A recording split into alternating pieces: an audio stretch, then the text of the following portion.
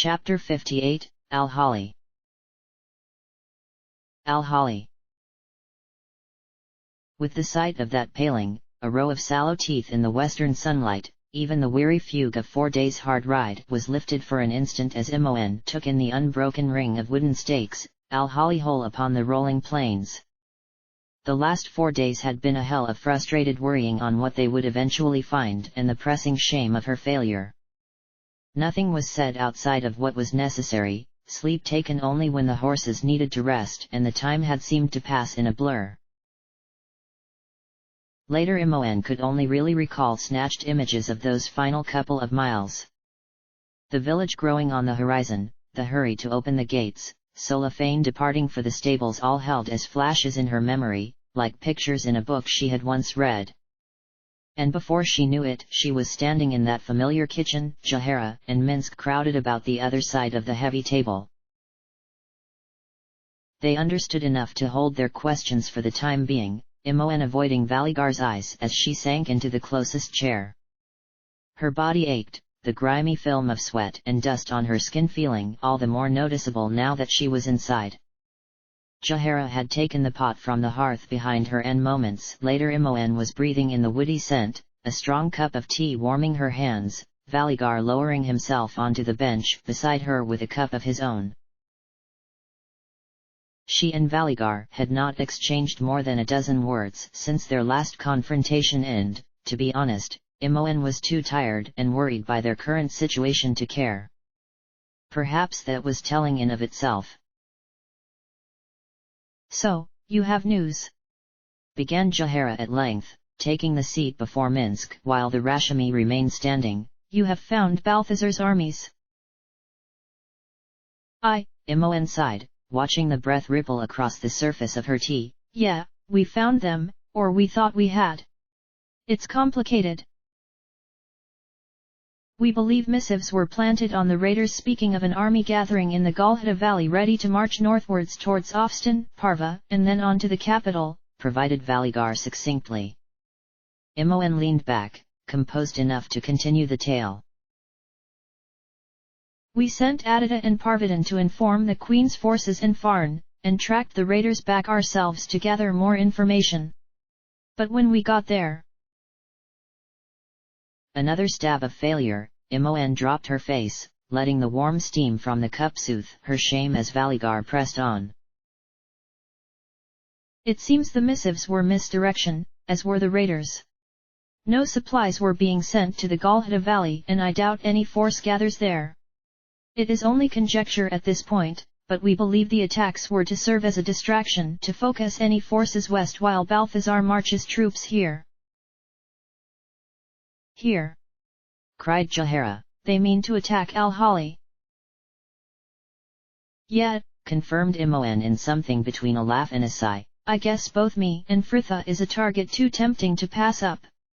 To be fair, once we're out the way he can root out any weaker ballspawn at his leisure. Hells, the Queen may change her mind and help him, if it guarantees sparing the rest of her people war." Minsk shook his great head. For him to greet imminent combat with such solemnity told Imoen all she needed. "Young Imoen, we are not ready for a battle." "No," agreed Valigar. "Solafane is over at the stables now, arranging for riders to take word out to Farn's forces and the Silver Chalice. Perhaps they will arrive in time." The thud of the door cut off any further speculation. Minsk opening it upon the gate guard, Jaland, the man red-faced and panting. "I'm sorry, but there's been an arrival at the gate." "Adida!" cried Imoen, suddenly ramrod straight. "Or Parvatan?"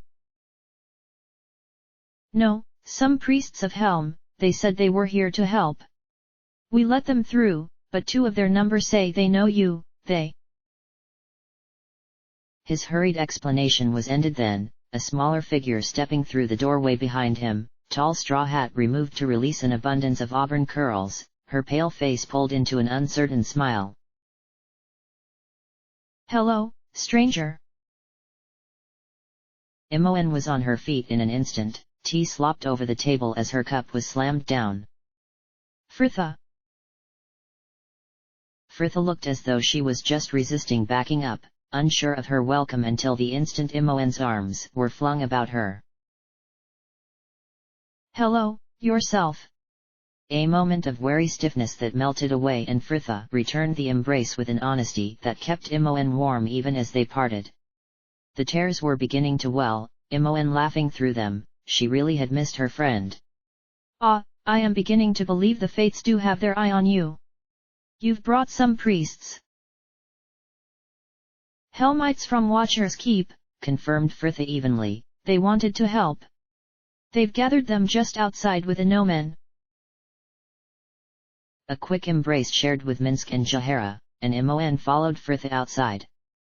Inomen was at the head of a group of robed figures, Fritha tripping over to stand next to him and making it abundantly clear she would be doing nothing more with these priests than providing them. Imoen took the hint. Right then, I'm Imoen, Fritha told me you're here to aid us. A hoary old man who was very much in his winter years stepped forward. It is so, I am Audran, High Father of the Knights of the Vigil. The High Father, chuckled Imoen amiably. What did Fritha do to get someone that important down here? Silence greeted the joke. Imoen plunged on. Good then, we welcome the help. Jaland, please see them berthed over at the Tanners, I think there is still the top floor free there. Due to the stench, her mind added coolly. Jaland nodded, taking the lead as the group moved off to leave only Inomen and Fritha. The pair were wearing twin grins. What? demanded Imoen. Fritha's smile broadened. Nothing, so what's been happening here? She continued as the group moved back into house. Well, sighed Imoen, sinking back into her chair and feeling twice her 25 years. Half the Ballspawn and refugees in Tethur have turned up to fight with us. I've got both the Silver Chalice and troops of one of the First Lords of Tethur marching east, just as Balthazar's forces march here. Imoen expected an explosion of questions, cries that they weren't ready or demands for troop numbers. But Fritha just glanced to Inomen, the man laying a hand upon her shoulder as Fritha turned back to the room to shrug. Well, at least it saves us the walk. When will they get here? We don't know. A couple of days? A 10-day? Cellophane.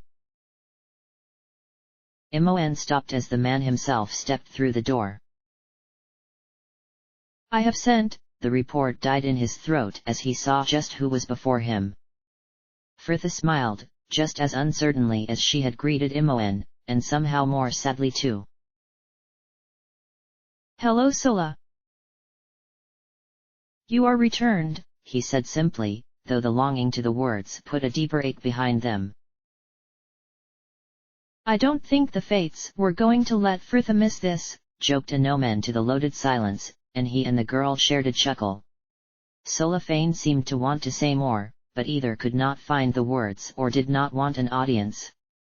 With his shoulders set, he stepped further into the room to continue. I've sent 4 messengers out to the armies, and 4 others have volunteered as outriders.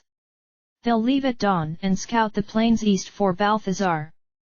I've informed the perimeter guards to be on lookout, but the lands about here cannot hide a force of that size. They must be more than a day away. Imoen nodded slowly. She had plans to be put in place before that happened, but for tonight? Then tonight we rest. Tomorrow we can gather the village and prepare for a siege. On instinct she glanced to Fritha. The girl's nod was almost imperceptible, enough to encourage without detracting from Imoen's budding leadership. Very good, agreed Jahara, at last turning her attention to their new arrivals. And what news do you and Inomen bring from the temple, Fritha? Fritha bobbed her shoulders. Not as much as I would have liked, but the trip was worthwhile. I must reach the throne of bone to ascend, as must Melisande, though she'll need me dead before she can do anything with it. As for where the throne is, that is still something I will need to determine. Saravuk suggested scrying the location, though it could take time. I imagine there are mages in the capital of enough power, offered Imoen. We will have to defeat Balthazar first, added Valigar grimly. Anoman nodded to the girl at his side. And we will. I may go and see if the clerics have settled in. Do you wish to attend as well, Fritha? She refused, Valigar volunteering to show Anoman where they had been birthed, and with muttered excuses the rest of the room followed them out. Imoen sent Fritha a wan smile. Do you want some tea? I think there's some left in the pot. I'd rather have a wash actually. I don't want to end my life reeking like I've already been dead a week. Imoen laughed. Your priorities always were odd. So you're not going to bother then? Teased Fritha. I never said that. Anoman rolled his shoulders, enjoying the feel of it as the soaked cloth rubbed a few days' sweat and dust from the back of his neck. Valigar crouched over a brimming bucket a few yards away doing the same. The room about them had been a workroom once, likely where the leathers were boiled, treated and shaped from the appalling smell, the workbenches that lined the walls still scattered with the tools and molds the former owner would have used. Working leather required a lot of water, it seemed, and as a large room with a water pump already at hand, it had been made a washroom by those occupying the rest of the house. His Helmite brothers and sisters had been safely installed on the top floor of the building, the merc band who had taken the other 2 floors more than happy to have the company of those who had brought their own supplies. Rahila had been eager to check over Anoman's leg while she still had the chance, and the relative privacy offered by the washroom had been seen as the best place to do so. Anoman had lingered after she had gone to strip down to his linen undershorts for a welcome wash, and Valigar, who had seen him over the building in the first place, had joined him. Anoman leaned forward to scoop water across his chest, his leg giving a protesting twinge. It was better than it was, but he could still put little weight on it before the pain became unbearable. Sister Rahila had said to give it rest and time. Unfortunately, it seemed the coming days would give little opportunity for either. Behind the closed door of the workroom, that familiar trilling voice sent a frisson of dread up his spine. Yes, they are both here. It is just through. Do not come in. Anoman commanded, it came out as more of a yelp. I was not planning to, Sister Benita called through the wood, her voice light with laughter, Solifane smiling as he and Minsk entered, packs over their shoulders. You seem nervous, Anoman, the drow laughed easily. Anoman's disgruntled snort did not quite hide his shared amusement. As would you, had you spent the last 10 days traveling with 3 women whose motto all seems to be "Oh, I've seen it all before." All 4 men laughed then, Minsk and Solifane setting down their packs at the room's edge to unpack soap and washcloths, Minsk fetching 2 spare buckets to fill one for each of them. Surfacers have such strange notions regarding nudity, continued Solifane mildly. We are all the same underneath. He hauled off his tunic as if to illustrate fact, Anoman's gaze drawn to the scars that pocked and scored his lean body. The few lines on his face really were nothing in comparison, Solifane's torso scored with pale sunbursts and intricate webs of burns and cuts, and, as the drow stooped to wet his soap, an ugly hatching on his back from where he had been flogged. Solifane glanced up to arch a pale eyebrow. Anoman seemed to realize all at once he was staring, and returned vigorously to his scrubbing. You've healed quickly, Solifane. The scars are well along. Well, enough, the drow offered, unconcerned either way it seemed. Sendai left her mark, but it is possible I will live long enough to see them faded completely, though I will likely have new ones by then. Anomen snorted at the drow's dark humor, his attention dropped and considering his own injury. It was unlikely he would see his leg fully what it had used to be, even in 2 lifetimes, but he was luckier than most, Valigar wincing as he forced his clawed hand to clench a soaked washcloth. It seems we have all lost something, offered Anomen absently, perhaps none of us are fated to get through this hole. Who says such dark thoughts serve no one? Besides, Minsk has lost nothing to this war. Not true, countered the drow, you have lost your homeland. Those broad shoulders bobbed what shrug they could considering Minsk's arms were busy scrubbing his stout torso. It is no more lost to me than anyone else's, we all may return home after this. Not I, sighed Solifane, idly wringing out his sodden mass of long white hair, but then, I would not wish it. Anomen watched the man comb through the snowy lengths as best he could with his fingers before tying the rest back. The lack of care reminded the cleric of Fritha. You speak sometimes of the Underdark as a place, but never of your people. Do you not miss the company of your fellows? The other males of your rank, I mean. He added quickly. Not all relationships within the drow can be antagonistic or your society would stagnate under its own infighting. No, but even those of the same rank are rivals. How can I befriend a man when tomorrow, my matron may order his death? Life is easier upon the surface, where people are free to relate with others however they wish, even if some here would want to restrict themselves with their own philosophies. Anomen did not miss the pointed look that was thrown to Valigar, and neither did the ranger. Perhaps they do not realize the price of this freedom. Quite, but who must pay it with them? What is all this? Asked Anomen, what are you two fighting about? Valigar shot Solifane a glare that would have melted iron, but answered all the same. Not that is anyone's business, but Imoen and I have decided to end our... He paused to find a suitably bland euphemism, association. Minsk had whipped up from where he had been scrubbing down his sun-starved legs, and Anomen braced for shouting and challenges. He did not anticipate, however, the cold snort. Who says, perhaps this is a good thing, yes, if you speak of it with so little passion. Silence as the 2 rangers glowered at each other. Solifane and Anomen shared a look, and for all the situation's melancholy, Anomen found he was fighting a smile. There was something undeniably ridiculous about one half-naked man scolding another over his treatment of a maid. So, the cleric offered at length, an army marches upon us. Do we know anything more? We do not even know that for certain, answered Solifane with a shrug, more than ready to seize any other topic of discussion. I suppose it may not be an army. Balthazar plans to attack this place though, of that, I am certain. I suppose assassins would be enough to deal with Imoen and Fritha, speculated Valigar, though he would need more men to kill the rest of the children here. As such, an army of men would make the most sense, unless you are finally putting stock in those tales of dragons and jinn.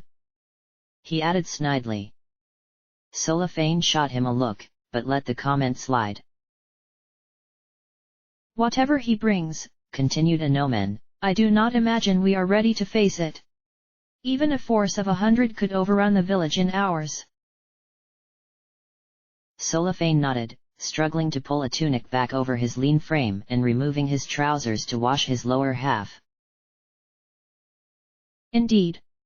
I mentioned this to Imoen, but she seems to have a plan concerning that. She did not. Started Valigar, only to trail off as he considered the reason why this was the first instance he was hearing of it. She would not say what, though, continued Solifane, sluicing the lather from his legs, only that it was advanced and she didn't want to give those about her false hope in its success. If young Imoen fails, considered Minsk aloud, then Bu says our best hope would be a retreat to the Apogis. To where? Asked Anomen. As I recall, the forest was not so welcoming last time. Sendai's stronghold, offered Solafane. As a temple it was closer to a fort, and easier to defend than here at any rate. Minsk was nodding, his bald head glistening with the water he had just scooped over it. Yes. A smaller force could hold the village under the pretense we are all within while the rest make their escape, though those left would not survive. Another long silence, all contemplating the odds they would face, and Anomen had never been so desperate to see one of Imoen's spells find success. A knock at the door started each man from his private reverie. That sprightly voice had never been so welcome. Gentlemen, Benita called through the wood, a Captain Aaron is here to speak with you, something about the night patrols. We will attend him shortly, sister, Anomen called back, the men about him hurriedly returning to their wash. There was much to occupy them, and yet, even for that, Anomen suspected it would be a long, uncertain night. Imoen leaned back and let the cool night breeze stir through her damp hair. She and Fritha had washed together in the old laundry room at the back of the house, their clothes scrubbed as well and now flapping fitfully on the lines behind them in the place where they would always be guaranteed a breeze, the small, walled terrace on the back half of the roof. Someone had made a rudimentary bench from a couple of bricks and a wooden plank. Imoen and Fritha sat upon it, side by side, looking out over the moonlit village and watching the torches of the sentries make their patrols of the paling. Imoen felt like there was so much they should be saying, that she was sorry and how she forgave Fritha for her part in all the fights that had brought them there, but the comfortable silence seemed to infer all that and more. So, Imoen sighed at length, only asking for the sake of saying something, are you and Anomen back together? You seem very close now. Fritha looked surprised. What? No, he's like my brother. It's quite nice having one that doesn't want to kill me over the throne. We are friends again. She added more seriously, and properly this time. He does not love me and I do not need him to. I do not need anyone now. Imoen sighed again. Fritha made it all look so easy. The wind was picking up, her wet hair feeling cold on the back of her neck. This really is it, isn't it? The last few days we're going to get to spend together like this. Another couple, we could both be dead. Yes, confirmed Fritha unflinchingly. Or you be could dead and I could be Baal. Or a god. Or a dozen other variations on the same theme. But we'll never sit like this again, pressed Imoen. I just wish there had been more time. Funny that, isn't it? Fritha smiled. Time went so slowly in Candlekeep, we couldn't wait to grow up and leave. Now I long for those days. Everything had such potential back then, the world was unknown, fresh, and bright, we could have done anything. You still could. Imoen swallowed. That seed planted a 10-day past slowly coming to bloom in her chest, and she felt suddenly very aware of her heartbeat, the soft breath of air on her eyelashes and the scent of the wood smoke from the many campfires that speckled the village with light. Vals told me about your plan from before we showed up. You could still go with Solafane. I'm a ballspawn too, I could take the throne. Fritha, for you, I would, if I could spare you this. Oh, Imoen, Fritha chuckled fondly, I love you, you know? But I couldn't do that to you. Besides, with Saravuk giving me advice and the fates on my side, I think it really has to be me. They shared a smile, so loaded with pain that Imoen ended up yelling her frustrations to the sky. This just isn't fair. There are so many more powerful in Faerun and this was left up to us, two girls from Candlekeep, not 50 years between us. Where are the Driz and the Kelbens and the bastard Elmi and Estiers? You know, I met him in the gate, mused Fritha. Elminster. He said he wished he could help me with what was to come. I thought he meant the Iron Throne and Saravik, but he didn't. He meant now. All this time, he knew this was going to happen. Would it have made any difference, if he had told you about all this? Asked Imoen quietly. Fritha shrugged. I suppose my first reaction would have been to sod off the prophecy and take the first portal I could find to the plains. But after I had considered it, I think I would have stayed. And I would have given into my heart a little more and worried a little less. All this time, I've put off so much, thinking my life would settle down one day, and now it's over. Imoen glanced behind them at the faint creak, a smile quirking the edge of her mouth at the sight of him there by the trap door, a lithe shadow haloed in silvery hair, the lute he carried pale as ash in the soft light of the heavens. I dunno, Fritha, maybe the fates have a couple of nice surprises left for us. All right, there. She greeted, nodding to the figure and standing as Solafane made his approach. Fritha watched mildly as one friend was exchanged for another. Solafane took Imoen's seat, though he did not sit as close as she had, and Fritha felt the cold air chill her once sheltered side. He was watching the sentries as Imoen had, the moonlight drawing his profile in silver. His scars were more noticeable than in the daylight, but Fritha found no detraction in them. Her eyes traced down the even brow and long nose to lips that were parted slightly, as though he would ask a question of the world.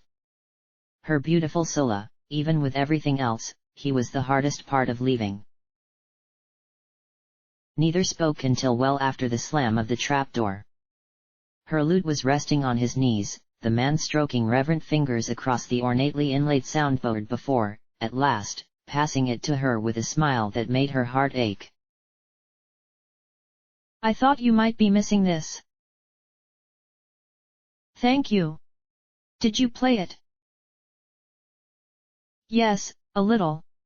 I tried to use the time to write the prayer song I wanted, but as the lines came I would find my focus shifting from my lady to one I hold even dearer. He caught her with that unrelenting gaze. Pages and pages, over days and days, it kept coming back to you.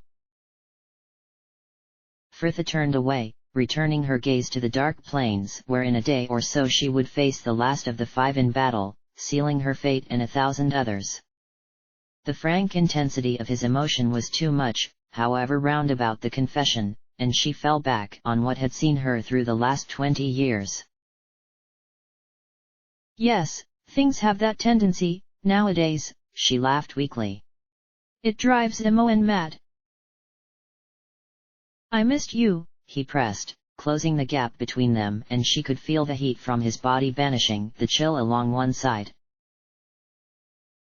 Yes, she answered, unwilling to voice the vehement echo of his declaration. Part of me is glad we only just met a few months back. Can you imagine how this would be if we had known each other years? I could not have borne it. Come on, she added with a rueful humor, rolling her shoulders as though to shrug off the weight of their misery. Tell me all the gossip. I want to know everything that's been happening since Inomen and I left. Solafane sighed, but heeded her. Valigar and Imoen are no longer together. Fritha dipped her head, frustrations tucked into her hands. She never said. It is likely Imoen did not want to concern you, or perhaps she deems it unimportant in our current concerns. Either way, I believe it hurt her more than she will admit. Oh, Imoen, Fritha sighed. Solafane looked worried. Was I right to tell you? Definitely, at least now I can talk to her. Besides, she added with a snort, it almost makes a pleasant change having something mundane to fret over, rather than this endless struggle for survival. Thanks for telling me. And here. She eased the lute back onto his lap, his hands resisting for a moment before he finally accepted the gift. Just do me one thing in return. Fritha did not let him breathe the anything that was on his lips, the girl smiling warmly to ask, "Play me something, anything you like. I just want to hear your voice."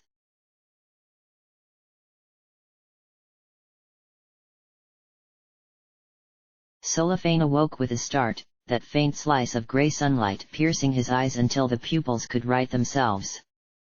He collapsed back into the pillow with a tired sigh, turning his back on the shuttered window and the dawn that had woken him. He had been late to bed, and his dreams had been no relief, his night spent searching for something he knew was near, but could never find. It was the same torment he suffered in his waking hours, as well. Last night, beneath uncaring stars, he had sung for her as she had asked. Fritha sat in silence beside him until his fingers were stiff and his voice was all but gone. And as the moon was setting, she had smiled and thanked him, and they had returned to the house before parting ways once more. Imoen had once shared the main bedroom with Valigar, but their separation had thrown such arrangements into disarray. Anomen was sharing with the ranger now, Solifane in the room next door with Minsk, while the three women found a place in what had once been the parlor behind the kitchen. In the bed at his feet, Minsk rumbled in deepest sleep, and Solifane had no worries of waking him as he rose to dress. Downstairs, Jahara was the only one up and in the kitchen, a bowl of porridge on the table before her that looked to be her supper rather than her breakfast from the dark circles that hung beneath her eyes. "I would say good morning, Jahara, but perhaps I should be bidding you sleep well instead." "I would it were the case," she yawned, finishing her last mouthful and letting the spoon clatter noisily into the bowl. "I spent the night patrolling the paling. I thought we had arranged for Captain Aaron of Duke Farn's men to head the night patrols. We did, though for this last 10-day, Minsk and I split the day and night between us respectively. It is a hard habit to break, it seems." They shared a smile, the drow moving to the hearth to pour out 2 cups of the tea Jahara had set to brew. "So," he continued, sinking onto the bench opposite her, "has there been any word?" Jahara paused and he watched her close her eyes a moment, inhaling the woody scent of her tea before finally taking a sip to reply, "The outriders have returned. 2 reports seeing an army of about 200 marching under a collection of banners about 5 leagues away. As near as they are, we may even be able to see them from one of the rooftops before the close of day.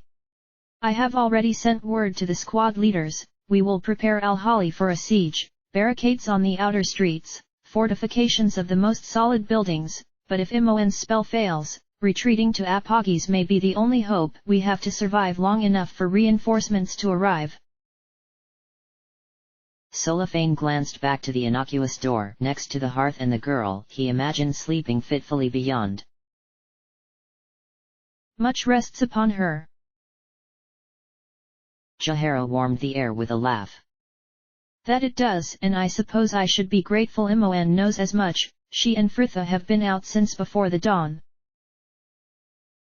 "I'm glad we started this early," panted Imoen, the sweat taken from her brow with a grubby hand. "I'm already boiling and it's not even close to mid-morning." Fritha nodded, feeling the clamminess all down her back as she straightened. "It's the crouching that does it. I used to be the same when I was helping to cut out clothes patterns with Beth after one of us had had a growth spurt." Imoen puffed a laugh and they carried on their work for another few yards without pause, the sounds of hammering and shouts as barricades were erected within the village behind drifting to them on the still air. 2 hours they had been down there, crouched a few feet inside the paling and scratching a fine row of repeating runes into the dry earth the staked fence had cleared. They had started at the southern side of the gates, Jaland more than curious about their work, and he had been sure to send a patrol by every half hour or so with cups of water for the master mages.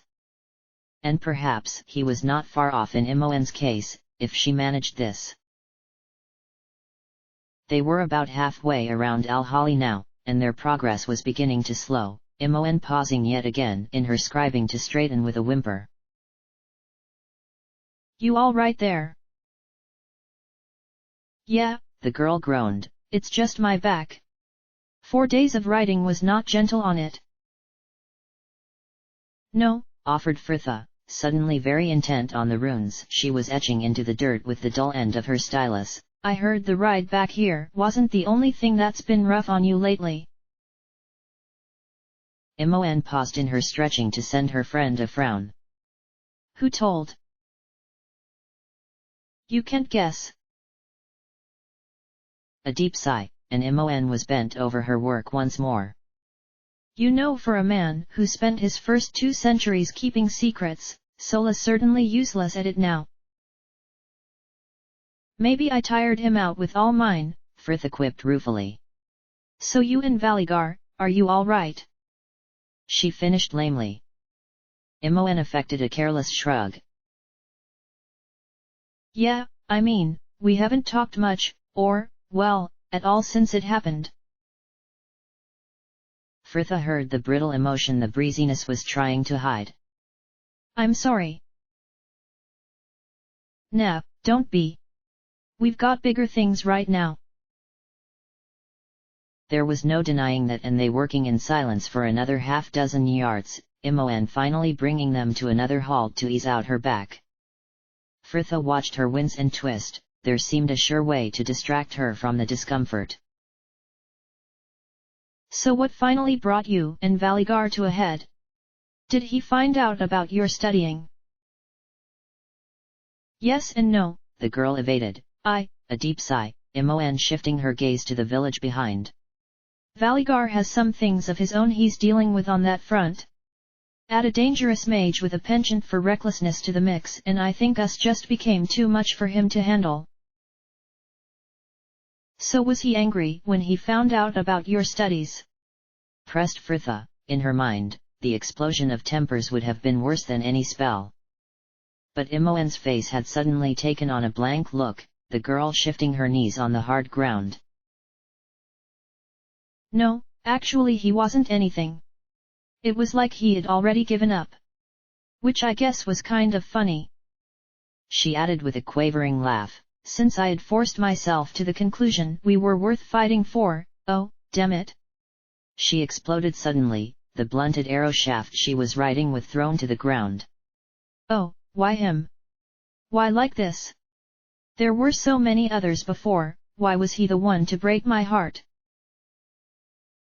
Oh, Imoen, Fritha cried, somewhat strangled as 2 arms were thrown about her neck.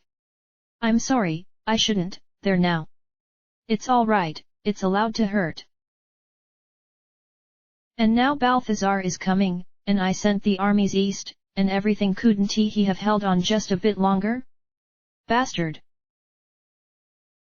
Fritha cradled her against her shoulder until her shudders had calmed, Imoen drawing back with a watery smile. Sorry. I thought I had been doing so well, too. You have nothing to apologize for, pressed Fritha. But Imoen shook her head, wiping her nose on her sleeve. Yeah, I do. Not now, but well, before. You were going through all this stuff on your own, and when I found out, I turned on you as well and just added to it. I shouldn't have lied, Fritha sighed, feeling the regrets anew. You had every right to be angry. Yeah, but not the way I was. I resented you, it felt like you had all the power and I was just helpless, like back in the asylum. But you're just as much a victim as the rest of us. Fritha ignored the twinge in her back to draw herself up, feeling the weight of it low in her stomach. We're none of us victims, Imoen, and I think it's about time we showed Tether that. A grin between them, Imoen scrubbing at her face to hunch over her work with renewed vigor. Right. It took a total of 4 hours bent double in the baking sun to work their way from one side of the gates to the other, and it seemed everyone in Al-Hali had gathered on the meadow to watch as Imoen took up position before the open gates. Solafane weaved his way through the press that Jahara and Minsk were already struggling to order back to a safe distance. Frithha was standing outside the throng in the cleared area a good few yards back from the gates, watching Imoen work the kinks from her shoulders and generally limber up. You have finished your runes, then? Frithha glanced to him with a smile. Yes, and gods, am I glad it's over. My back. What does Imoen plan? Asked Solifane, hands already kneading a tight spot between her shoulders. The girl leaned into his work with a gratifying sigh. Something that I doubt even Gorion. Frithha shook her head. By Mistra, if she pulls this off. Solifane, came Jahara's call. Solifane reluctantly released Frithha and turned to see the druid moving the crowds about her back, the nod she threw to him indicating that he should be doing the same. Frithha watched the drow leave. He was better at crowd control than Jahara, if nothing else he only had to ask once. That stiffly stoic presence at her back and her observations were cut short as she turned to send Valigar a polite smile. Come to watch the show. She took his silence in her stride, Frithha nodding to Imoen to continue. I know about you too. Imoen doesn't blame you, you know. He faltered, suddenly looking anywhere but at her. It was foolish to even try. Frithha merely shrugged. Maybe, but wonderful things can happen when we do. I know things are hard now, for both of you, but don't rule it out completely. She still loves you. And you. She chucked, fondly recalling one of many mornings that had found them together in the coronet so long ago. I once remember you soberly admitting that you did not know as much about yourself and the world as you once thought. Perhaps you will look back one day and realize that this was just another of those times. A hush about them. Frithha turned back to the gate in time to see Imoen grin. All right, everyone, stand back. The girl dropped to her knees where they had first started their work and Frithha could feel the static fizzing like the air before a storm as the energies built between Imoen's raised hands. Her short hair was fluffed about her head like a dandelion puff, her clothes rippling in some unseen breeze while her eyes and then face were slowly lost to the glare of the icy blue energy that crackled and swelled above her. An instant to let it peak in sun-like brightness and Imoen slammed the charge down into the runes. It was like a touch paper, a wall of blue fire igniting to streak about the ring of runes and encircling Alhali in the eerie light. A soft sigh from the crowd, a few people were clapping, the sound suddenly drowned out by the deep growl that trembled through the ground beneath. Imoen was on her feet and staggering back, the crowd who had been once so eager to press forward hurriedly doing the same as a wall of earth rumbled up before them in a cloud of dust and grit. A stunned silence and then that explosion of noise, the cheer about them was deafening. She! Gasped Valigar. Frithha's reaction was much less subdued, a fist thrown to the clear sky. Yes. She did it. Imoen was grinning, enjoying the surrounding adulation as she weaved on unsteady feet like the town drunk, and Frithha reached her just in time to prevent the girl pitching headfirst into the grass. Valigar bolted from the crowds. Imoen. It's all right, Frithha assured him, Imoen's head now resting in her lap where she was laid unconscious upon the grass. We thought this might happen, she's just exhausted. We need to get her to bed. She's all right. Frithha continued, raising her voice to call to the muttering spectators behind. Just fainted. Someone bring a stretcher. At her side, Valigar seemed to be wrestling with something when. It is fine, I will. He lifted Imoen seemingly without effort, the girl lolling like a rag doll as he bore her back through the clamoring crowds. Minsk's glower followed him. Jahara let calloused fingers trail lightly over the baked earth wall, the surface rough and grainy like sandstone, and just as solid. It had reached 12 feet before it had finally stopped growing, while on the outer side was a wide trench of excavated earth, along with the now rather uneven paling as an extra level of protection. It is impressive, quite beyond any of the state-changing magics I have ever seen. Imoen really outdid herself this time, offered Fritha next to her, and, bless her, she'll be feeling it tomorrow. The girl smiled and they turned to head back towards Al-Hali, leaving other villagers marveling at their new defense as they had been. Is Valigar still in the kitchen? Yes, snorted Jahara, and Minsk has since joined him. Last I checked, he was giving the man a rather stern lecture on the importance of plain intent when it comes to young maids. The pair shared a chuckle. Minsk's overprotective streak had always been endearing. I don't think he need worry, continued Fritha. Imoen knows where she stands there, better even than Valigar at the moment, I fancy. Ho, Solafane! Fritha raised a hand in greeting to the man who had just marched from the village on a heading to where the paling gate had once been, and he altered his course to make for them instead. How goes it? asked Jahara once he was within a distance where she did not have to raise her voice. Well enough. Valigar and Minsk are back out in the village helping to secure the last of the barricades. Only this one here at the east and the smaller one to the west will we have the option of opening once they are complete. The rest will be fixed and nigh on immovable. That should secure the village itself, offered Fritha. Yes, and with this wall, he murmured, eyes tracing the length as his mind no doubt went over a dozen or so strategies that used it to their advantage. It certainly levels the field, does it not? Where are you headed now? continued Jahara. He pointed to the gap in the walls where the paling gate had once stood. As you can see, we will be needing a new and much improved gate to secure the break there.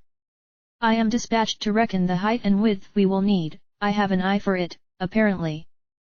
He paused, something of the uncertain to his stance, and he could not quite meet her gaze as he continued, You could join me if you wish, Fritha, a second pair of eyes is always welcome.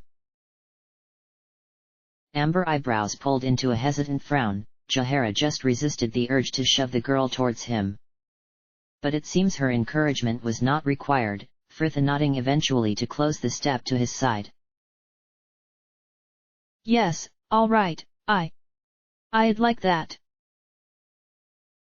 A round of farewells and the pair were off, pulling away from her down the slight slope of the meadow, the awkwardness fading as they went, and Jahara did not believe she imagined their entwined hands before they were halfway to the gates. The rest of the day was spent similarly to the previous one, the villagers taking stock of their supplies and gathering them in set locations in preparation for rationing should it be required, and securing the barricades until it seems every spare stick of furniture in Al-Hali was outside and blocking its streets. Jahara took charge overseeing the filling of the ditch outside the walls with spare firewood, hay, and other flammables ready for an attack. Most of those who were not fighting were eager to continue their drills. One of the first things she and Minsk had done when Al-Hali was left to their charge was to put the men into set squads, the citizens mixed in with those mercs and scouts who had more experience, and when dusk at last fell, and the village retired to their berths for a meal and rest, there was a definite sense of hope to the air. Fritha had wanted Jahara and Solafane to meet those with whom she had spent the last 10 days, and dusk had found their group seated with the priests about a large fire in the tannery's backyard. Audran and Rahila had retired to the house as soon as the meal was over, brother Ivek and sister Maganda busy on the edge of the circle washing the dishes, while the rest of their brethren chatted with Fritha, Anomen, Solafane, and Minsk. The young woman, Benita, was still in awe of the wall they could just see over the barricade to the north, her bright wonder pleasing to see. I still cannot believe. I surely have never seen anything like it. Does Mistress Imoen still rest? Inquired the dark-skinned brother Deepak politely. Jahara dipped a nod. Yes, the spell took much out of her.